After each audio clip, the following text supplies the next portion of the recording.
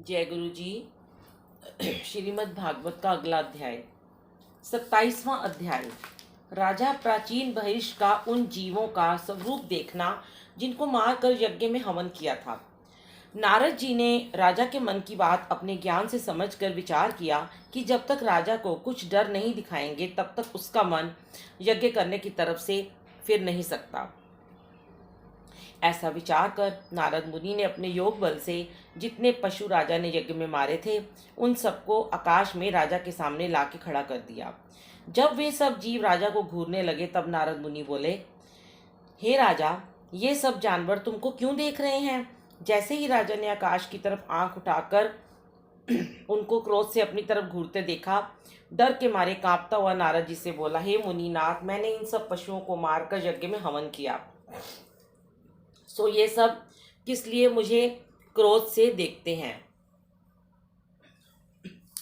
आप कृपा करके इसका कारण बतलाइए जिसमें मेरा डर व संदेह छूट जाए। ये वचन सुनकर नारद जी बोले, हे राजन, जिस तरह तुमने इन जीवों को मारकर यज्ञ में हवन किया उसी तरह तुमको भी ये सब पशु एक एक जन्म में मारकर अपना बदला लेंगे। ये वचन सुनते ही राजा को इस बात का बड़ा सोच हुआ कि जितने जीव मैंने मारे हैं उतने जन्म मुझे लेने पड़ेंगे, तब इनके बदले से मैं उऋण होऊंगा। मुझसे बड़ी चूक हुई जो इतने जीवों को मारकर हवन किया। ऐसा विचार कर राजा बोला, महाराज, जितने पंडित, उपपुरोहित और मंत्री लोग मेरे यहाँ हैं, सबने मुझको ये मत दिया था कि यज्ञ करने से उत्तम दूसरा धर्म नहीं है, और आप मुझे इसमें डर दिखलाते हैं। इसका कारण कहिए। उस समय राजा के निकट एक पिंजरे में मैना और एक पिंजरे में तोते को देखकर नारद जी बोले, हे राजन, यह तोता मैना से बारंबार कहता है कि तुम मुझको इस पिंजरे से निकाल दे तो मैं बंदी से छूटकर वन में पक्षियों के साथ विहार करूं। मैना कहती है, हे तोते, मैं भी चाहती हूँ कि कोई मुझे इस पिंजरे से बाहर निकाल देता तो अपने साथियों में जाकर खुशी मनाती। सो दोनों आपस में एक दूसरे से कहते हैं कि पहले तुम उड़ो, पर उड़ने की समर्थ्य दोनों नहीं रखते। ये बात सुनकर राजा बोला, हे मुनिनाथ, ये तो दोनों पिंजरे में बंद हैं, एक दूसरे को कैसे निकाल सकें? जब इनमें से एक पिंजरे के बाहर हो तो दूसरे के निकालने को उपाय करें। नारद जी बोले, हे राजन,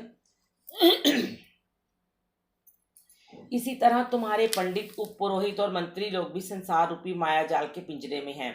वे क्या समर्थ्य रखते हैं जो तुम्हें इस संसार रूपी जाल से बाहर निकाल सकें?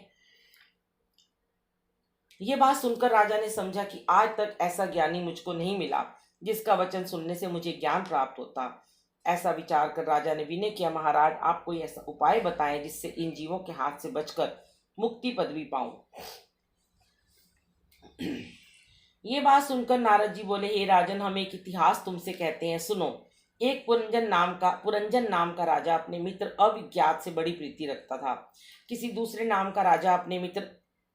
दूसरे को ये बात नहीं मालूम थी। अविज्ञात सब तरह से राजा के खाने पहनने और सुख आराम की सुध लेता था। एक समय राजा पुरंजन अपनी इच्छा से अविज्ञात का साथ छोड़कर किसी दूसरे स्थान को चला गया। सो वह पूर्व, पश्चिम और उत्तर तीनों दिशाओं में ढूंढता हुआ बहुत दिनों तक व्याकुल रहा। इच्छा पूर्वक कोई स्थान रहने योग्य उसे नहीं मिला। जब वह दक्षिण दिशा में पहुंचा तब एक मकान किले के समान बहुत अच्छा नव दरवाजे का दिखाई दिया। उसके चारों तरफ नहर, बाग, फल, फूल और मेवों के वृक्ष लगे थे। अनेक रंग के पक्षी मधुर बोली बोलने वाले बैठे हुए चहचहा रहे थे।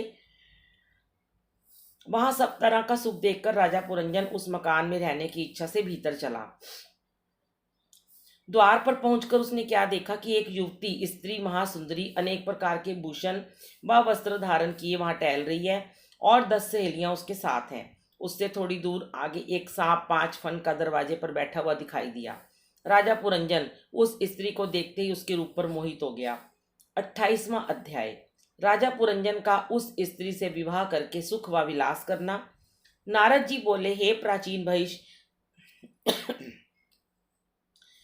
जब राजा पुरंजन का चित्त उस स्त्री पर मोहित हो गया तब उसके पास जाकर प्रेम से पूछा, हे सुंदरी, तुम देव कन्या और लक्ष्मी के समान किसकी बेटी व स्त्री हो?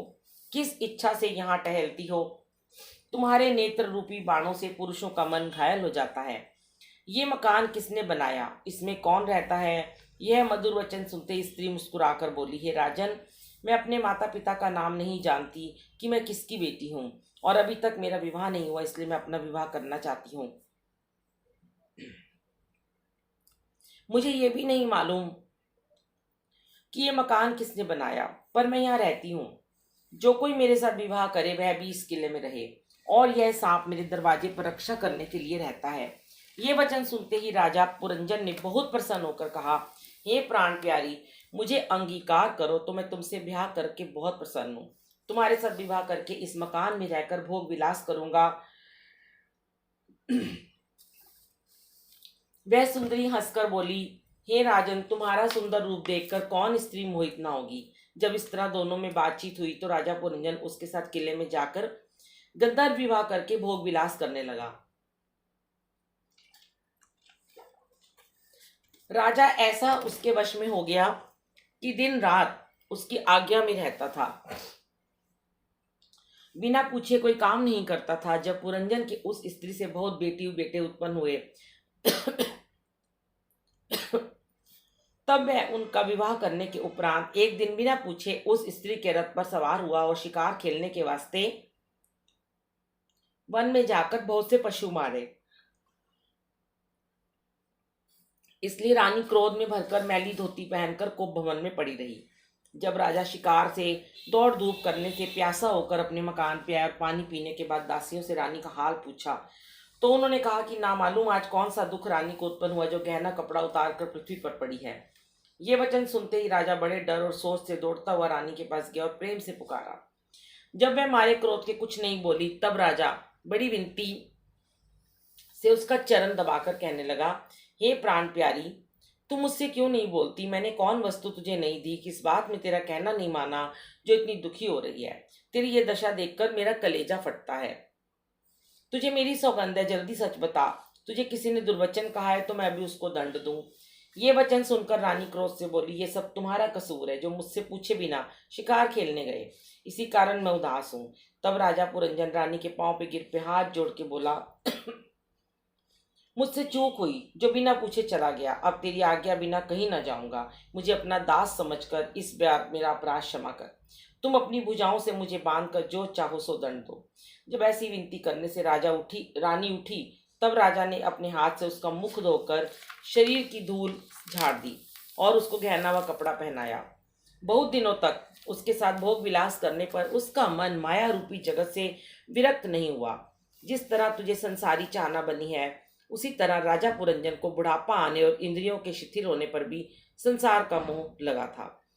पुरंजन का इतना हाल सुनकर नारद मुनि बोले, हे प्राचीन भविष्य, मृत्यु नामक काल की बेटी अपना पति ढूंढने के लिए सब जगह जाती थी, पर उसे मृत्यु जानकर कोई अंगीकार नहीं करता था। सुबह एक दिन मेरे पास आकर कहने लगी कि तुम मेरे साथ ब्याह करो। जब मैंने नहीं माना तब उसने क्रोध करके मुझे शाप दिया कि तुम एक मुहूर्त से अधिक किस जगह नहीं रह सकते। दिन रात घूमते फिरते रहो, 2.5 घड़ी से अधिक कहीं ठहरोगे तो तुम्हारा सिर दुखेगा। जब उसने मुझको ऐसा शाप दिया तब मैंने उसे ये उपाय बतलाया कि तू जाकर प्रज्वार गंधर्व की बहन हो जा। उसके बड़ी सेना है, वह नित्य एक पुरुष पकड़कर तुझसे भोग करने के लिए दिया करेगा। ये वचन सुनते ही वह कन्या प्रज्वार गंधर्व से जाके बोली, मैं तुम्हारी बहन होने के वास्ते आई हूँ। गंधर्व बोला, बहुत अच्छा, तुम यहाँ रहो। फिर प्रज्वार ने जरा नाम की कुटनी को बुलाकर कहा, तो इसके लिए एक युवा सुंदर मनुष्य ठहराए तो हम इसका ब्याह उससे कर दें। इतनी कथा सुनाकर सुखदेव जी बोले, हे राजन, कदाचित कोई किसी को कुछ चीज अपनी खुशी से दे और वह ना ले तो धन पाकर दान व पुण्य ना करे, वह मनुष्य पीछे से दुख पाता है। परमेश्वर ने मृत्यु की अवधि इस वास्ते नहीं रखी कि यदि मनुष्य को अपनी मृत्यु का हाल मालूम होगा तो वह अधर्म करना छोड़कर विरक्त हो जाएगा। इसलिए अपनी माया से ये बात परमेश्वर ने गुप्त रखी है।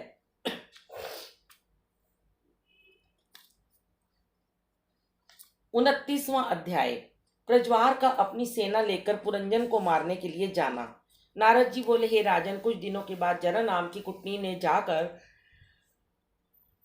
प्रज्वार गंधर्व से कहा कि राजा पुरंजन इसके साथ विवाह करने योग्य हैं। तब प्रज्वार ने 360 गंधर्व और 360 गंधर्वनी सेना को लेकर राजा पुरंजन से लड़ने के लिए जाकर उसका किला घेर लिया। वह सांप जो 5 फन का उसके द्वार पर रहता था गंधर्वों से युद्ध करने लगा और उन्हें भीतर जाने नहीं दिया। अकेला वो सांप लड़ते लड़ते जब थक गया तब उदास होकर कहने लगा कि मैं इतने दिनों तक शत्रु से लड़ा, पर मेरा स्वामी भोग विलास में ऐसा आसक्त है कि उसने कुछ मेरी सहायता ही न की। जब इस तरह सोच करने और लड़ने से वो सांप थक गया और एक खोखले वृक्ष में जा घुसा, तब प्रज्वार गंधर्व उस किले में आग लगाकर चला गया। पुरंजन व्याकुल हो गया। जब अपने प्राण भी न बचा सका तो अपने कुटुंब की रक्षा वे क्या करता। वह जलकर मर गया। वह दूसरे जन्म में मलय देश में राजा विदर्भ की बेटी हुआ। स्त्री होने के कारण ये है कि मरते समय उसका ध्यान पुरंजनी में लगा था, इसलिए उसे स्त्री का तन मिला। पांचाल देश में मलय ध्वज राजा से जो बड़ा धर्मात्मा था उसका ब्याह हुआ। बहुत दिनों तक उसने गृहस्थी का सुख उठाया। 7 बेटे व कई पोते उत्पन्न हुए। 30वां अध्याय। राजा मलयध्वज का मरना और पुरंजन का अपने मित्र अविज्ञात से भेंट करना। नारद जी ने कहा, हे प्राचीन बहिष, मलयध्वज बहुत दिनों तक राज्य करके अगस्त्य मुनि से ज्ञान सीखकर संसारी माया से विरक्त हो गए और राजगद्दी अपने बेटे को देकर स्त्री समेत वन में जाकर बहुत दिनों तक हरि भजन करके जब अपना शरीर त्याग दिया, तब रानी चिता बनाकर और राजा की लोथ उस पर रखकर दाह करने के वास्ते तैयार हुई, पर मोहवश आग ना लगाकर अति विलाप करने लगी। इतने में उसका पुराना मित्र अविज्ञात वहां आया और उसने उसे पहचाना कि यह वही पुरंजन है जिसने मेरा साथ छोड़कर पुरुष से स्त्री का तन पाया। उसकी ये दशा देखकर अविज्ञात ने दया करके जब स्त्री रूप पुरंजन से पूछा, तू क्यों इतना रोती है और ये तेरा कौन था जो मर गया? मुझको तूने पहचाना या नहीं? रानी बोली, मैं तुमको नहीं पहचानती। ये मेरा पति मर गया, इसके शोक में रोती हूँ। ये बात सुनकर अविज्ञात ने कहा, तू पूर्व जन्म में पुरंजन नाम का पुरुष था और मैं अविज्ञात नाम का तेरा मित्र हूँ। तू मेरा साथ छोड़कर घर से निकल आया और एक स्त्री के संग भोग विलास संसारी सुख में फंसकर मुझे भूल गया, इसलिए तूने स्त्री का तन पाया। इसके मरने का शोक छोड़कर पुरुष तन मिलने का उपाय करना चाहिए। हम और तुम दोनों मनुष्य हंस रूपी जीवात्मा और परमात्मा मानसरोवर के किनारे रहने वाले हैं। तू संसारी मोह में फंसकर नष्ट हो गया। ये जीव माया से 84 लाख योनि में अनेक प्रकार का तन पाता है। ये वचन सुनते ही जब स्त्री रूप पुरंजन को ज्ञान उत्पन्न हुआ, तब उसने पति का शोक छोड़कर उसकी लोथ जला दी और उपरांत उसे पुरुष का तन मिला और वह अविज्ञात से जा मिला। इतनी कथा सुनाकर प्राचीन भैष ने नारद जी से पूछा कि महाराज, मैं संसारी जीव इतना ज्ञान नहीं रखता जो इस कथा का अर्थ समझ सकूं। आप दया करके विस्तार पूर्वक इसका हाल वर्णन कीजिए, तब मेरी समझ में आए। ये वचन सुनकर नारद जी बोले, हे राजा, पुरंजन को जीव और अविज्ञात नामक मित्र को परमेश्वर समझना चाहिए, जो इस जीव की रक्षा सब जगह नरक व गर्भ आदि में करते हैं पर किसी को दिखलाई नहीं देते। ये जीव परमेश्वर का स्मरण व ध्यान छोड़कर संसारी सुख में फंस जाता है और जैसे कर्म करता है उन्हीं कर्मों के अनुसार 84 लाख योनि में जन्म पाकर इच्छा पूर्वक उस तन में सुखी नहीं होता।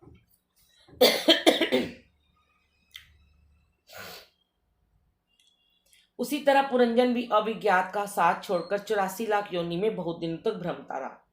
जिस तरह ये जीव मनुष्य का तन पाकर प्रसन्न होता है, उसी तरह पुरंजन भी किले को देख के बहुत खुश था। जैसे उस किले में 9 द्वार थे, वैसे ही मनुष्य तन में कान, नाक आदि 9 छिद्र इंद्रियों के हैं।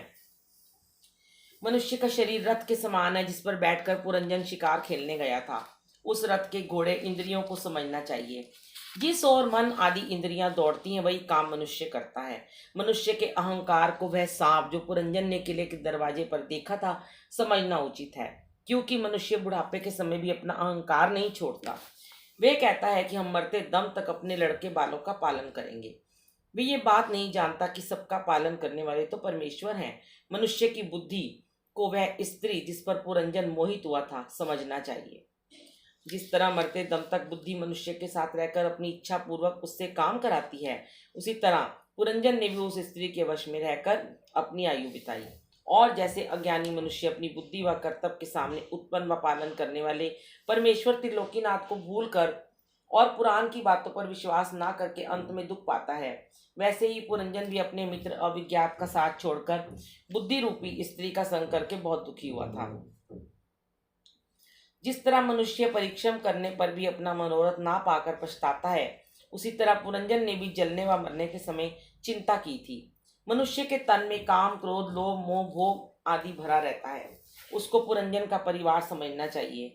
जिस तरह बुढ़ापा मरने वाले की खबर काल के यहाँ जाकर देती है कि उसको मार लो, उसी तरह जरा नाम की कुटनी ने भी पुरंजन के बुढ़ापा को देखकर प्रज्वार गंधर्व से उसके मारने के लिए कहा था।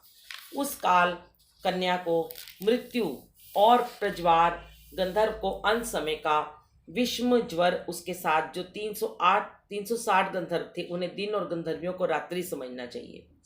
उन्हीं को काल की सेना समझो। दिन और रात्रि के बीतने से आयु पूर्ण होने पर काल मार लेता है। जिस तरह बुढ़ापे में इंद्रियों में सामर्थ्य नहीं रहती, शरीर का लहू मांस सूख जाता है, उसी तरह प्रज्वार गंधर्व की सेना ने जाकर पुरंजन का किला जला दिया। मरते समय जिस मनुष्य का जिस तन में ध्यान लगा रहता है, वह मनुष्य मरने के बाद वही तन पाता है। पुरंजन का चित्त मरते समय पुरंजनी में लगा था, इसलिए वह स्त्री हुआ।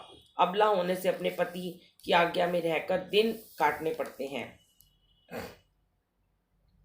जब तक इस जीव की मुक्ति नहीं होती, तब तक वह ऐसी 84 लाख योनि में जन्म पाकर दुख से नहीं छूटता। जब वह अविज्ञात नामक मित्र, जो ईश्वर है, दया करके मनुष्य तन में किसी साधु महात्मा से भेंट करा दे और उस महात्मा के ज्ञान उपदेश करने से मनुष्य हरि कथा व कीर्तन को सुनकर अज्ञान छोड़कर हरि चरणों में प्रीत करे, तब ईश्वर का भजन व स्मरण करके जन्म व मरण से छूटे। जिस तरह पुरंजन अविज्ञात मित्र की कृपा से अपना पहला तन पाकर मुक्त हुआ था, सो हे राजा, ईश्वर की दया के बिना साधु महात्मा का दर्शन सत्संग मिलना कठिन है और मनुष्य हरिभक्तों का सत्संग सेवा किए बिना संसार रूपी जाल से नहीं निकल सकता। सो तुमने बहुत दिनों तक राजगद्दी पर बैठकर संसारी सुख भोगा, बहुत से यज्ञ व दान करके यश पाया। अब तुम्हें उचित है कि अपना मन विरक्त करके हरिचरणों में प्रीत लगाकर परमेश्वर का भजन स्मरण करो, जिसमें तुम्हारा परलोक बने। जब तक संसारी मोह छोड़कर हरिचरणों की भक्ति ना करोगे, तब तक आवागमन से छूट नहीं सकते।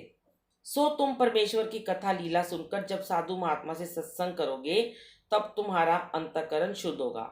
दान और यज्ञ करने से संसारी लोग थोड़े दिन देवलोक में सुख भोग कर फिर जन्म लेकर दुख पाते हैं और विरक्त होने व भक्ति करने से वैकुंठ का सुख मिलता है। सो तुमको भक्ति करना चाहिए। ये वचन सुनते ही राजा ने हाथ जोड़कर नारद जी से कहा, महाराज, ये ज्ञान आपने बहुत अच्छा बतलाया, पर अभी तक हमारे बेटे जो तप करने गए हैं नहीं आए। वे लोग आए तो उन्हें राजगद्दी देकर मैं वन में जाकर परमेश्वर का तप पर ध्यान करूं। 31वां अध्याय। नारद मुनि का एक बाघ हिरण समेत अपने योग बल से प्राचीन भविष्य को दिखलाना।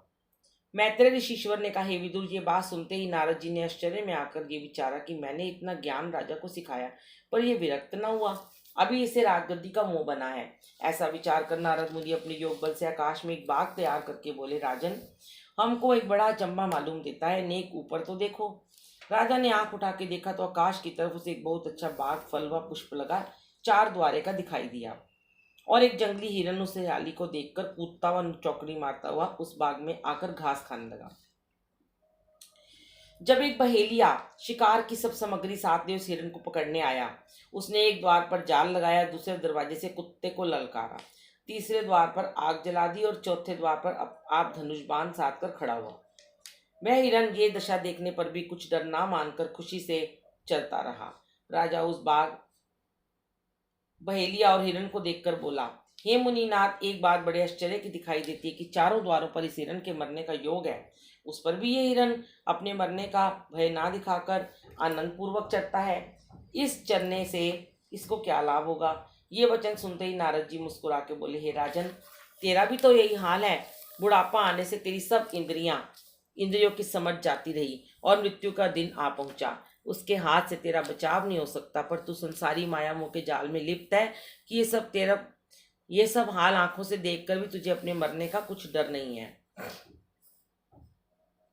संसारी सुख व राजगद्दी की तृष्णा सब तुझको अब तक लगी है। ये ज्ञान सुनते ही राजा के रोम खड़े हो गए। डर के मारे उसे ऐसा जान पड़ा कि उसका शरीर जला जाता है। अपनी ये दशा देखकर नारद मुनि के चरणों पर गिरकर बोला, महाराज, आपने बड़ी कृपा करके मुझे संसारी फंदे से बाहर निकाला, नहीं तो मैं इस माया मोह के जाल में फंसा रहता। ये वचन कहकर राजा ने विधि पूर्वक नारद जी का पूजन किया और उसी समय बद्री केदार की तरफ चला गया। वहां हरि भजन करके मुक्ति पदवी को पहुंचा। नारद मुनि वहाँ से चले। उसके बहुत दिनों के बाद नारायण जी प्रचेता जी के तप व स्मरण से प्रसन्न हुए। तब अपने चतुर्भुजी रूप का दर्शन देकर बोले, तुम लोग वरदान मांगो। तब प्रचेतों ने दंडवत स्तुति करके विनय किया, महाराज हम सब ये वरदान मांगते हैं कि संसारी माया में ना फंसे, साधु महात्मा का संग और उनके चरणों में प्रीति भक्ति बनी रहे। श्याम सुंदर त्रिलोकीनाथ ने इच्छा पूर्वक वरदान देके कहा, तुम लोग गृहस्थ होकर अंत समय मुक्ति पदवी पाओगे।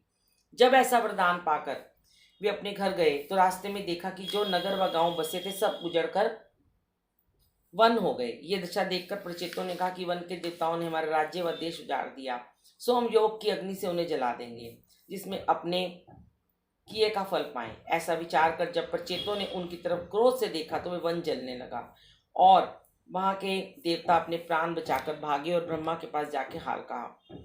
हरि भक्तों 10,000 वर्ष तुम तब चंद्रमा ब्रह्मा की आज्ञा अनुसार प्रचेतों के पास आके बोले, तुम लोग हरि भक्तों 10,000 वर्ष तुम लोगों ने परमेश्वर का तप किया, तुम्हें बिना अपराध ऐसा क्रोध ना करना चाहिए। इस वन से सब ऋषिश्वरों मुनीश्वरों और पशु पक्षियों को भोजन मिलता था, अनेक जीवों की रक्षा होती, इसके जलाने से तुम्हें बड़ा पाप होगा।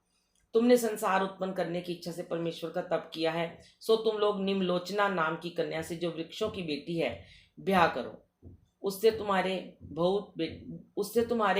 बहुत संतान होगी। चंद्रमा का यह वचन सुनते ही वन के देवता उस कन्या के प्रचेतों के पास ले आए। चंद्रमा के समझाने से प्रचेतों ने अपना क्रोध क्षमा किया।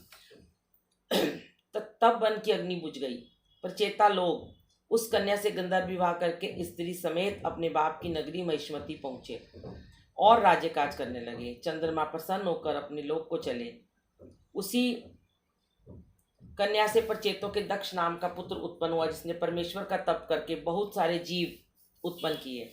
जब कुछ दिनों के उपरांत प्रचेता लोग अपने बेटे को राज्य देकर परमेश्वर का तप करने के लिए पश्चिम दिशा को चले, तब राह में उनको नारद जी मिले। उनके उपदेश से प्रचेता लोग परमेश्वर का भजन स्मरण करके योगाभ्यास क्लास शुरू कर। उसी कन्या से प्रचेतों के दक्ष नाम का पुत्र उत्पन्न हुआ, जिसने परमेश्वर का तप करके बहुत जीव उत्पन्न किए। जब कुछ दिनों के उपरांत प्रचेता लोग अपने बेटे को राज्य देकर परमेश्वर का तप करने के लिए पश्चिम दिशा को चले, तब राह में उनको नारद जी मिले। उनके उपदेश से प्रचेता लोग परमेश्वर का भजन स्मरण करके योगाभ्यास के साथ अपना तन छोड़कर गोलोक को गए। मैत्रेय ऋषिश्वर से इतनी कथा सुनकर विदुर जी हस्तिनापुर को चले गए। ये अध्याय समाप्त हुआ।